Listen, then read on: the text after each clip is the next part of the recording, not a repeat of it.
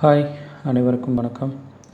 So உங்கள் எல்லாருமே ஒரு 40 ஹவர்ஸில் ஒரு ஜூனியர் டெவலப்பரை உருவாக்குறதுக்கான முயற்சி தான் இந்த கோர்ஸ். வில் சி இது எப்படி உங்களுக்கு ஒர்க் ஆகுதுன்றதை நம்ம பார்க்கலாம். ஸோ இந்த ப்ராடக்டோட மாடலில் வந்து நான் ரேப்பிட் ஃபயர் ரவுண்ட் மாதிரி கொஞ்சம் நம்ம ஃபாஸ்ட்டாக பண்ணுறதுனால ரேப்பிட் ஃபயர்னு சொல்கிறோம். ஸோ இது எப்படி ஒர்க் ஆகுதுன்றதை நம்ம அடுத்தடுத்து பார்க்கலாம். ஓகே, ஸோ இதோட கோர்ஸ் ஸ்ட்ரக்சர் எப்படி பண்ணியிருக்கேன் அப்படின்னா, ஒரு 40 ஹவர்ஸில் நம்ம டெவலப்பராக உருவாக்க போகிறோம் அப்படின்னா, அதில் ஒரு தியரி வந்து 8 ஹவர்ஸும் பேலன்ஸ் 32 வந்து dedicated for practical sessions. So time எஃபிஷியண்ட்டாக எப்படி நம்ம இதை ஒர்க் பண்ண போகிறோம், அது ஃபஸ்ட் பாயிண்ட். செகண்ட் பாயிண்ட் வந்து simple and focused. So rapid ஃபயர்னால் ஏதோ வேகமாக எல்லாத்தையும் பண்ணுறது மாதிரி கிடையாது. எது இம்பார்ட்டண்ட்டோ, எது எந்த கான்செப்ட்ஸ்லாம் நம்ம தெரிஞ்சுக்கிட்டால் நம்மளால் சாஃப்ட்வேர் டெவலப்பர் ஆக முடியுமோ, ஸோ அதை மட்டும் ஃபோக்கஸ் பண்ணி சிம்பிளாக கொண்டு போகிறது தான் இதோட அடுத்த பாயிண்ட்.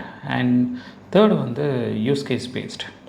ஜென்ரலாக அது எப்படி 40 ஹவர்ஸில் இது பாசிபிள் அப்படின்னு நினைக்கிறவங்களுக்கு, எப்போயுமே எல்லா கோர்ஸும் எல்லோரும் எப்படி படிப்பாங்கன்னா டாபிக் பேஸ்டு படிப்பாங்க. ஸோ கிட்டத்தட்ட ஒரு 50-100 டாபிக் எடுத்து வச்சுட்டு ஒவ்வொரு டாப்பிக்காக உட்காந்து படிச்சுட்ருப்பாங்க. ஸோ அதனால தான் அது வந்து 6 மந்த்ஸ் கோர்ஸ், 1 இயர் கோர்ஸ்ன்ற லெவலுக்கு போகுது. பட் யூஸ் கேஸ் பேஸ்டு எடுக்கும்போது நம்மளுக்கு என்ன தேவையோ அதை மட்டும் படிச்சுட்டு அதை மட்டும் ஒர்க் அவுட் பண்ணிவிட்டு ஸ்ட்ரெயிட் அவே நம்ம ப்ராஜெக்ட்ஸை பண்ணிடலாம். ஸோ இதுதான் வந்து கம்ப்ளீட்டாக மேஜராக எல்லாருமே மிஸ் பண்ணுற விஷயம். ஸோ நம்ம வந்து டெக்னாலஜி பேஸ்டு போக போகிறதில்ல, நம்ம வந்து யூஸ் கேஸ் பேஸ்டு போக போகிறோம். ஸோ தட் ரொம்ப லிமிட்டட் டெக்னாலஜிஸ் தெரிஞ்சாலே, டெக்னிக்கல் கான்செப்ட்ஸ் தெரிஞ்சாலே நம்மளால் ஒரு ப்ராஜெக்டை ஈஸியாக பண்ண முடியும். ஓகே, ஸோ இதான் நம்மளோட கோர்ஸ் ஸ்ட்ரக்சர்.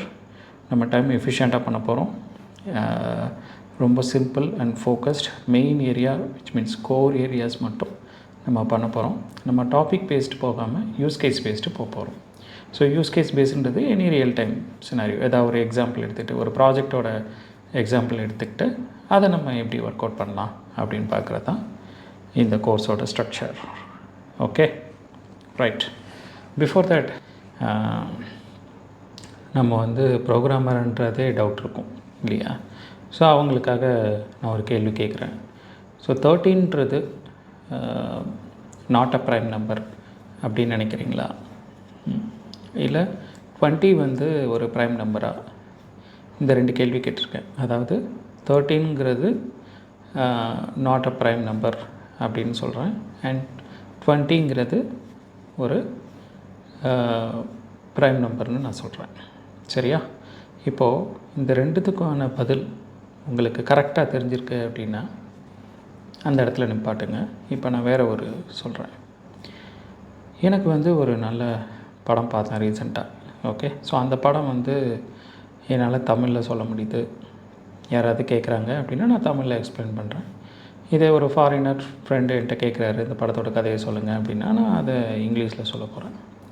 இதே என்னோடய நார்த் இந்தியன் ஃப்ரெண்டு ஒருத்தர் வந்து ஸோ இந்த படத்தை ஹிந்தியில் சொல்ல முடியுமான்னு கேட்குறாரு. இப்போ வந்து என்னால் சொல்ல முடியல, ஏன்னா எனக்கு ஹிந்தி தெரியாது. அப்போது இந்த இடத்துல வந்து நம்ம என்ன சொல்லணும்? எனக்கு ஹிந்தி தெரியாதுன்னு தானே சொல்லணும். ஆனால் நம்ம எல்லோரும் என்ன சொல்கிறோம்? ஸ்டோரியே தெரியாதுன்னு சொன்னால் அது தப்பு தானே? கரெக்ட். த சேம் வே நம்ம எல்லா கேள்விக்கும் பதில் சொல்லும் போதே நம்ம ஒரு நல்ல ப்ரோக்ராமர்ஸ் தான். ஓகே, பட் இங்கே நம்மளுக்கு இருக்கிற பிரச்சனை, நம்மளால் சிஸ்டம் கூட பேசி சிஸ்டம்க்கு புரிய வைக்கிற நாலேஜ் நமக்கு இருக்காது. அப்போது அந்த சிஸ்டமோட பேசுகிற லாங்குவேஜ் தான் எனக்கு தெரியாதுன்னு சொல்லணும். ஓகே, ஆனால் நம்ம எல்லாருமே என்ன சொல்லிடுறோம்? இல்லை எனக்கு ப்ரோக்ராமே வராதுன்னு சொல்லிடுறோம். இந்த வித்தியாசம் புரியுதா? எப்போது உங்களுக்கு ஸ்டோரிஸ் தெரிந்து அந்த ஸ்டோரியை பர்டிகுலர் லாங்குவேஜில் சொல்ல தெரியாதப்போ அந்த லாங்குவேஜ் தெரிலன்னு சொல்கிறீங்களோ, அதே மாதிரி தானே உங்களுக்கு தெரிஞ்ச ஒரு ப்ரோக்ராமை சிஸ்டம்க்கு சொல்ல தெரிலங்கிறதுக்காண்டி எனக்கு ப்ரோக்ராமே வராதுன்னு சொல்லக்கூடாதுல்ல? கரெக்டு தானே? ஸோ சிஸ்டம்க்கு சொல்ல தெரிலங்கிறது மட்டும்தான் உங்கள் பிரச்சனையை தவிர நீங்கள் ப்ரோக்ராமராக இல்லையான்ற பிரச்சனை இங்கே கிடையவே கிடையாது. ஓகே, ஸோ உங்களால் ஒரு கேள்விக்கு பதில் சொல்ல முடியுது, கரெக்டாகவே பதில் சொல்ல முடியுதுன்னா நீங்கள் எல்லாருமே ப்ரோக்ராமர்ஸ் தான். ஒன்லி டிஃப்ரென்ஸ், உங்களுக்கு இருக்கிற ஒரே ஒரு பிரச்சனை, உங்களால் சிஸ்டம்க்கு பேசி புரிய வைக்க முடியாது. Okay, I think the first point நீங்கள் எல்லாம் கிளியராக இருப்பீங்கன்னு நினைக்கிறேன். Are you a programmer? I think இப்போ நீங்கள் எஸ்ன்னு சொல்வீங்கன்னு நம்புகிறேன். ஓகே. அண்ட் இந்த கான்செப்ட்ஸை படிக்கிறதெல்லாம் எப்படி படிக்கணும்னு ஒரு மெத்தட் இருக்குது.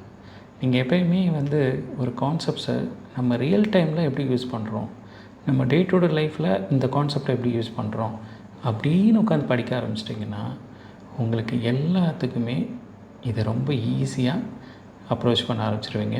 எந்த டெக்னிக்கல் கான்செப்ட்ஸையும் உங்களால் ஈஸியாகவே கற்றுக்க முடியும். சரி, அதுக்கு ஒரு எக்ஸாம்பிள் வேணால் பார்க்கலாம். இப்போது நீங்கள் உங்களோட காலேஜ் டிகிரிஸில் ஊப்ஸ் கான்செப்ட்ஸ் நிறைய இடங்களில் பார்த்துருப்பீங்க, கரெக்டாக?